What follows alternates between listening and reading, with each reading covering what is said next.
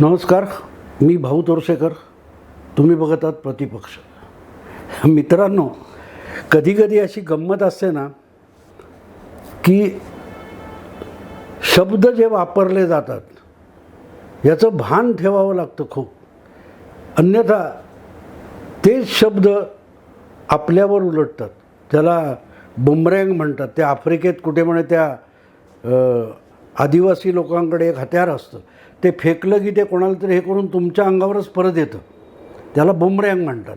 तर तसं बुमरँग होतं जे शब्द आपण वापरतो. तुम्हाला आठवतं मित्रांनो, काही काळापूर्वी म्हणजे एक 2-3 महिन्यापूर्वी राज ठाकरे यांची जी शिवाजी पार्कची सभा झाली गुढीपाडव्याची, आणि त्यानंतरच्या काळात गेले 3 महिन्यापासून तुमचं हिंदुत्व, आमचं हिंदुत्व, खरं हिंदुत्व, खोटं हिंदुत्व यावरून गदारोळ झालेला होता. आणि बाबरी पाडली तेव्हा तुम्ही कुठे होतात, आम्हीच तिथे होतो असा दावा करण्यापर्यंत शिवसेनेचे पक्षप्रमुख गेले होते. आणि मग त्यावरून हुज्जत झाली. मग मला आठवतं की बहुतेक 1 मेला वगैरे असेल, 1 मेलाच असणार, जी काय बूस्टर सभा का काहीतरी सोमय्या मैदानावर देवेंद्र फडणवीसांनी घेतली होती. त्यावेळेला त्यांनी सांगितलं होतं, हो,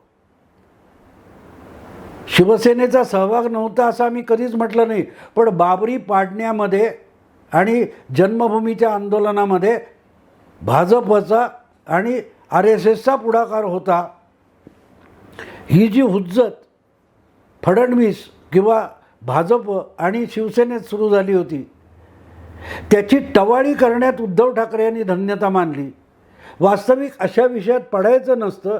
याचं कारण 1-2दा आरती करायला उद्धव ठाकरे गेले अयोध्येला, पण या पलीकडे उद्धव ठाकरे यांचं व्यक्तिगत असं कुठलं योगदान त्या जन्मभूमी आंदोलनात होतं? अगदी हे काय भाजपने केलेलं नाही, ते काय मोदींनी केलेलं नाही, कोर्टाने दिलेला निर्णय. अरे पण कोर्टात लढलं कोण? इतकी वर्ष देशाच्या कानाकोपऱ्यात हा विषय आंदोलन म्हणून उभा करून कोर्टापर्यंत जाऊन लढणारे कोण होते?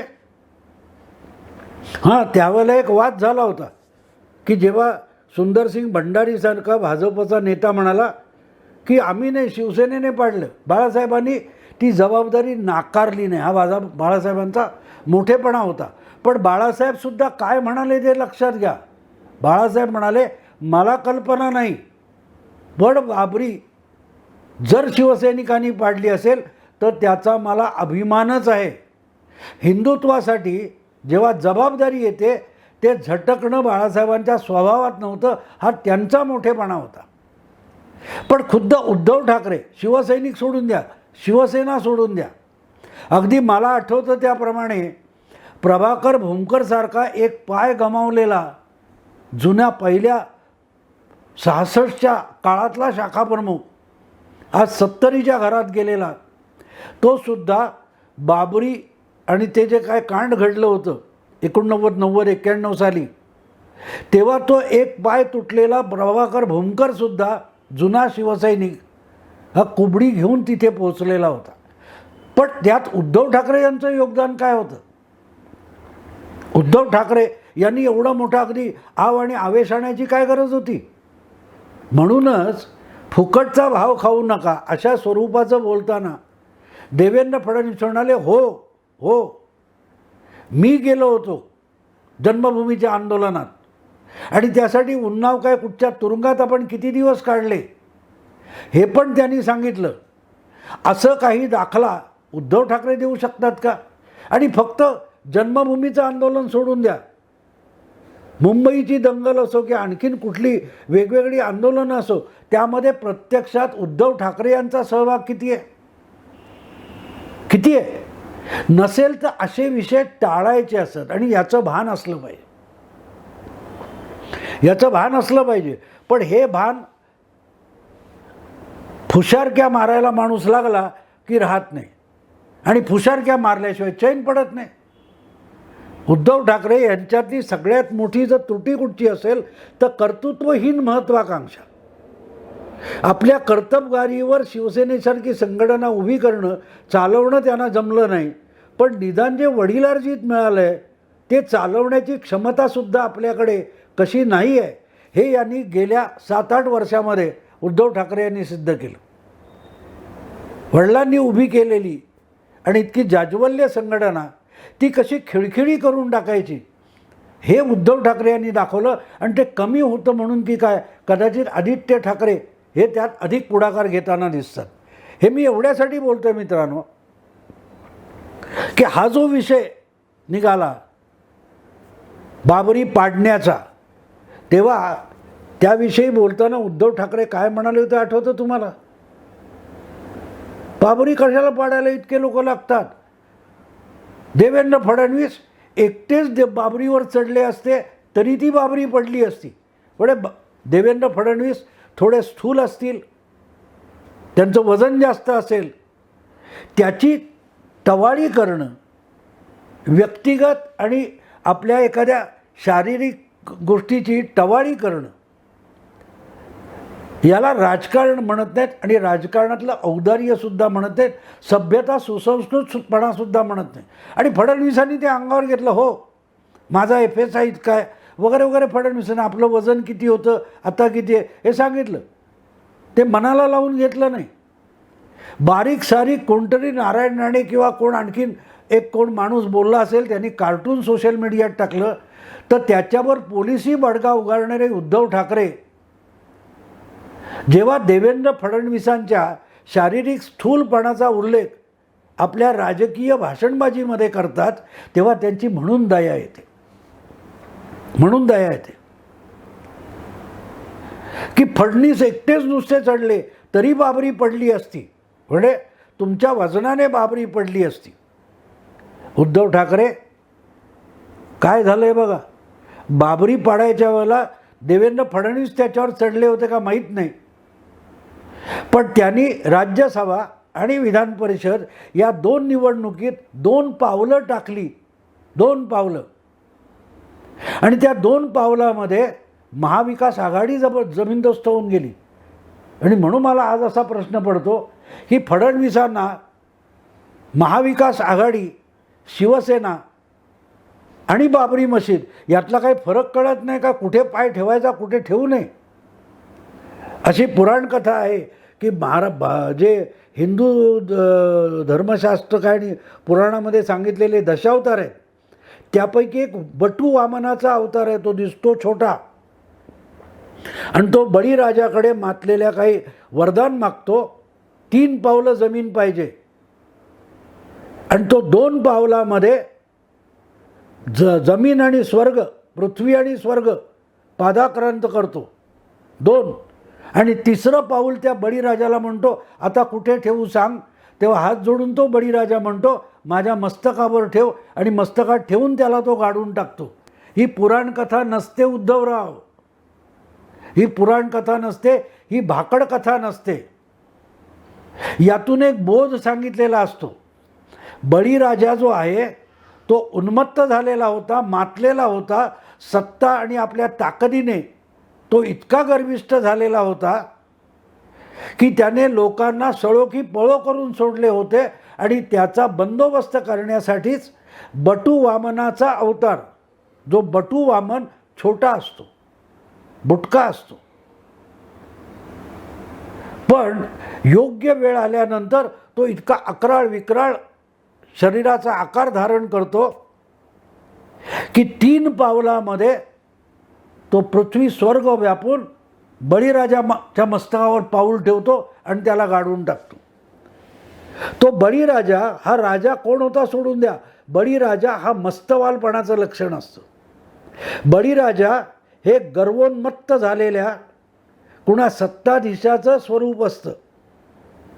आणि म्हणून ज्या वेळेला असे मदोन्मत्त, गर्वोन्मत्त, सत्तेची मस्ती चढलेले मस्तवाल पैदा होतात, मानवतेला भयभीत करू लागतात, तेव्हा त्याचा बंदोबस्त करण्यासाठी बटू वामनाचा अवतार होतो. हे त्या भाकड कथेतलं सार आहे. हे समजून घेतलं तर सत्ता हाती आल्यानंतर ती सामान्य जनतेसाठी कशी वापरावी याचं भान येतं. पण भानावर आणि शुद्धीवर येणं हे आजकालच्या संजय राऊत, उद्धव ठाकरे, शिवसेनेत कोणाला माहिती आहे? किशोरी पेडणेकरसारखी महिला काय काय बोलत असते, मनीषा कायंदे या महिला आहेत, त्यांना भान आहे आपण काय बोलतो याचं. काहीच्या काही अस्ताव्यस्त बोलायचं, जे प्रशस्त नसतं ते बोलायचं, याची गरज होती.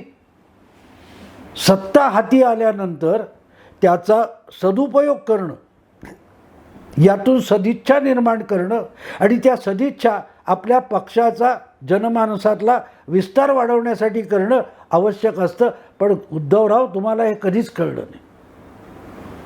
तुम्ही सत्तेत येण्यासाठी सत्तेच्या आधीपासून आणि सत्ता गमावल्यानंतर देखील अजूनही त्या सूड भावनेच्या मानसिकतेतून बाहेर पडलेला नाही आहेत.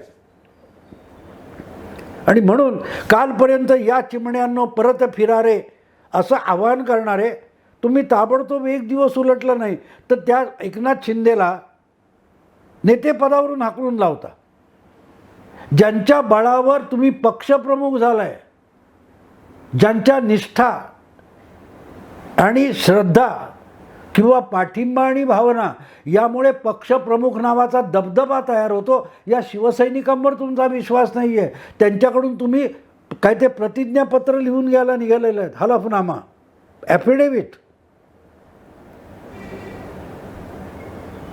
त्या शिवसैनिकांनी तुम्हाला पक्षप्रमुख बनवले. पक्षप्रमुख म्हणून जो काय दबदबा आहे तो तुमच्या देहामध्ये नाही आहे, तो त्यांच्या श्रद्धेमध्ये आहे. एक दगड मांडतात, आपल्याकडे मराठीत म्हणतात ना, शेंदूर फासला की दगडाचा पण देव होतो. खरं आहे. मध्यंतरी पवार साहेबांनी म्हटलं ना, साला तुमच्या देवाचे आम्ही बाप आहोत, कुठची तरी कविता म्हटली होती. पवारसाहेब त्यातला आशय विसरले. नुसती कविता आणि त्यातले शब्द बोलून दाखवतात, पण त्यातला आशय विसरतात. तो दगड असतो, ती मूर्ती, म्हणून लोक तिथे डोकं टेकत नाहीत. देव तेव्हा होतो लोक डोकं टेकायला लागतात आणि माथा टेकतात. त्या श्रद्धेची जी साठवण होते, ती साठवण झालेली श्रद्धा ही एक अमोघ शक्ती असते. लाखोच्या संख्येने लोक तुमच्याकडे भक्तिभावाने बघायला लागतात, तुमच्यावर विश्वास ठेवतात, तुमच्यावर विश्वास दर्शवतात. ती ताकद असते, त्याला पक्षप्रमुख म्हणतात. आणि उद्धवराव, तुम्ही तेवढंच विसरून गेलात. प्रामुख्याने गेल्या 2.5 वर्षात मुख्यमंत्री झाल्यापासून तुम्ही किती शिवसैनिकांना भेटलात, किती सामान्य जनतेला भेटलात. आजारपण, कोरोना ह्याची कारणं तुम्ही दाखवलीत, पण तुमच्यापेक्षा अधिक पवारसाहेब व्याधीग्रस्त आहेत. ते पवारसाहेब याही परिस्थितीमध्ये आणि या विपरीत काय त्या कोरोनाच्या बाधा पसरलेली असतानासुद्धा किती जनतेला भेटत होते. वयाने अधिक, व्याधीग्रस्त आणि कोरोनाचा फैलाव, तरीही पवारसाहेब फिरत होते. त्यांच्यापासून हा गुण घेण्यासारखा होता. उद्धवराव, तुम्ही नाही घेतला. तुम्ही 2.5 वर्ष क्वारंटाईनमध्ये राहिलाय. मुख्यमंत्री पद गेल्यानंतर किंवा घालवल्यानंतर किंवा सोडल्यानंतर तुम्ही शिवसैनिकांमध्ये आलेले आहात आणि आलाय तरी तुमचा विश्वास नाही. ॲफिडेव्हिट द्या. ही सगळी परिस्थिती का आली? कारण तुम्ही या 2.5 वर्षात किंवा 2014ला युती मोडल्यापासून तुम्ही फक्त सूड भावनेने फडफडत राहिलेले आहात आणि त्यामुळे आपली ताकद कशात आहे याचा सुद्धा विचार, आत्मपरीक्षण उद्धवराव तुम्ही केलं नाही. मला आठवतं, मी 2014च्या त्या युती मोडण्यापासून भाजपचं सरकार बनवून त्यात शिवसेना सहभागी होण्यापर्यंत जवळजवळ वर्षभर युती मोडली म्हणून भाजपला शिव्याशाप देत राहिलो आहे. आजही तुम्हाला माझ्या जागता पहारा ब्लॉगवर त्याचे सगळे लेख तसेच्या तसे मिळतील. मी शिवसेनेची बाजू मांडत नव्हतो. मी भाजपचं यातून होणारं नुकसान समजावण्याचा प्रयत्न करत होतो. पण त्याच वेळेला तुम्ही जितकं सगळं गेलं, बुडालं म्हणून रडत होता, त्याचीही गरज नव्हती, कारण तुम्हाला तुमची ताकद तेव्हाही कळली नाही, आजही कळली नाही. मी नेहमी नकारात्मकतेपेक्षा सकारात्मक विचार करतो, म्हणून ती युती मोडून भाजपने जो मूर्खपणा केला त्यातला शिवसेनेसाठी असलेला सकारात्मक बाजू मी मांडलेली होती. ही महायुती किंवा महाराष्ट्रात शिवसेना फैलावल्यापासून शिवसेनेला कधी आपली ताकद कळली नाही. कारण विधानसभेमध्ये 90च्या निवडणुका किंवा 89च्या लोकसभा निवडणुका होण्यापूर्वीच युती झाली होती आणि महाराष्ट्रात आपण कुठे कुठे कसे फैलावलो आहे, आपले बालेकिल्ले कुठे आहेत, आपले स्ट्रॉंग होल्ड कुठे आहेत, हे शिवसेनेला कधी कळलंच नाही. कारण पहिल्यांदा महाराष्ट्रभर निवडणुका लढवण्यापूर्वीच शिवसेनेने भाजपबरोबर युती केली होती आणि त्यात भाजपला जेवढा ग्रामीण महाराष्ट्र, मुंबई बाहेरचा महाराष्ट्र माहिती होता तेवढा शिवसेनेच्या नेतृत्वाला माहीत नव्हता. आणि तो कधी कळू नये याची काळजी घेत भाजपने शिवसेनेबरोबर राजकारण केलं आणि त्यामुळे महाराष्ट्रात जेव्हा स्वबळावर लढण्याची वेळ आली तेव्हा शिवसेना भांबावली. पण तीसुद्धा सकारात्मक बाजू होती. याचं कारण त्या 2014च्या निवडणुकीत एकट्याने लढवून उद्धवराव तुम्ही 63 जागा निवडून आणल्यात. त्या एकट्याच्या बळावर बाळासाहेबांना सुद्धा एवढं मोठं यश साधलं नव्हतं आणि ती तुमची ताकद होती, ती तुम्ही ओळखली नाही. नुसत्या 63 आमदार तुम्ही निवडून आणले नव्हते, तर आणखीन 36 जागा अशा होत्या त्या 2, 5, 6 हजारांनी पडलेल्या होत्या. म्हणजे जवळजवळ 99 ते 100 जागी शिवसेनेचे बालेकिल्ले आहेत हे 2014च्या निकालांनी दाखवलं. पण त्या 100 मतदारसंघावर पुढच्या 5 वर्षात आपली सगळी शक्ती पणाला लावून ते 100 आमदार स्वबळावर 2019मध्ये निवडून येतील यासाठी उद्धवराव तुम्ही काही केलं नाहीत. त्यापेक्षा देवेंद्र फडणवीसांच्या मंत्रिमंडळात 10-12 मंत्रिपदं मिळवणं आणि रोज राजीनामाच्या हुलकावण्यात येणं, मोदींच्या नावाने शंख करणं, या पलीकडे तुम्ही काही केलं नाहीत. कारण तुम्हाला अजूनही शिवसेनेची खरी ताकद कळलेली नाही. जनतेने दाखवली, 2014च्या निवडणुकीने दाखवली.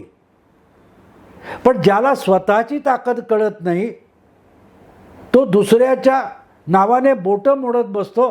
तसं उद्धवराव तुम्ही कायम गेली 8 वर्ष फक्त भाजपच्या नावाने बोटं मोडत बसला, त्यांना शिव्याशाप देत बसला. पण आपण बळकट व्हावं, आपण सबळ व्हावं असा प्रयत्नसुद्धा केला नाही.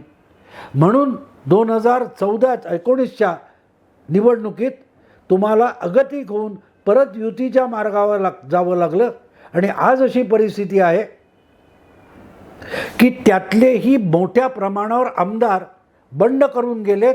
आणि मी बोलतोय आज शनिवारी, तेव्हा लोकसभेतले देखील जवळजवळ 14 खासदार एकनाथ शिंदे यांच्या गटात जाण्याच्या तयारीत असल्याची बातमी आहे. याचं कारण एक आहे की तुम्ही ॲफिडेव्हिट मागत बसलाय, शिवबंधन बांधत बसलाय, पण शिवसेना संघटना बांधायची असते हे विसरून गेलात.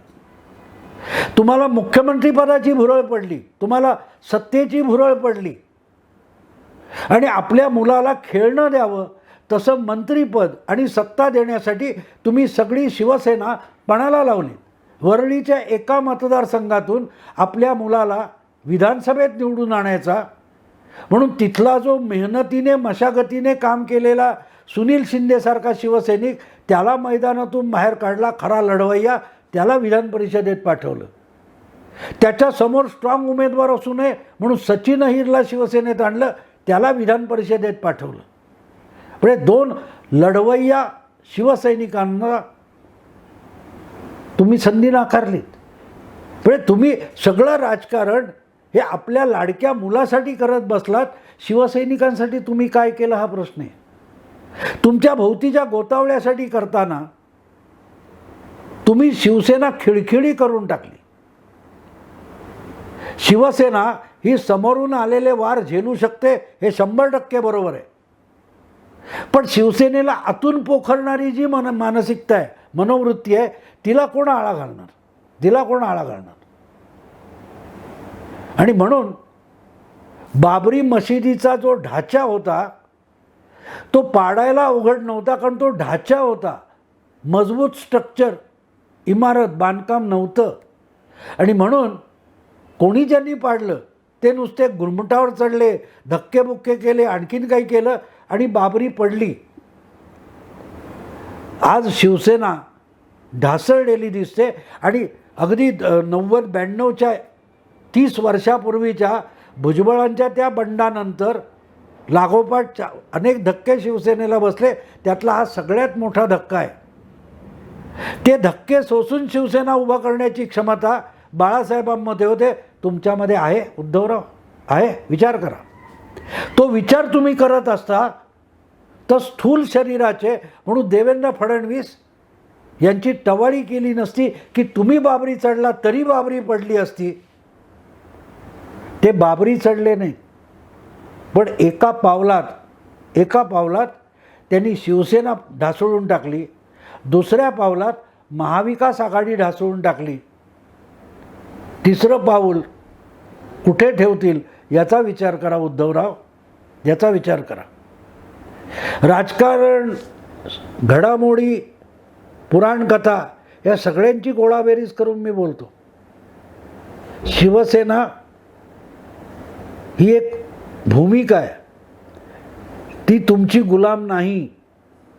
संयुक्त महाराष्ट्र समिती आपली गुलाम आहे, आपल्याशिवाय जाणार कुठे, असं तत्कालीन PSP, कम्युनिस्ट वगैरे वगैरे पक्षांना वाटलं होतं. त्यांनी समिती मोडून टाकली, ती बाळासाहेबांनी शिवसेना रूपाने उभी केली. तुम्हाला वाटत असेल की ठाकरे आणि शिवसेना, ठाकरे नाही तर शिवसेना नाही, तो तुमचा भ्रम आहे, एवढंच सांगतो. आणि म्हणून देवेंद्र फडणवीस जितक्या सहजतेने शिवसेना महाविकास आघाडी यांना सत्तेतून पाडू शकले, ते श्रेय त्यांचं असण्यापेक्षा तुम्ही शिवसेनेचा खुळखुळा करून टाकलात मुलासाठी, तिथे नुकसान झालं. आत्ता इथेच थांबतो. तुम्हाला आवडलं लाईक करा, शेअर करा, प्रतिपक्षाला सबस्क्राईब करा. नमस्कार.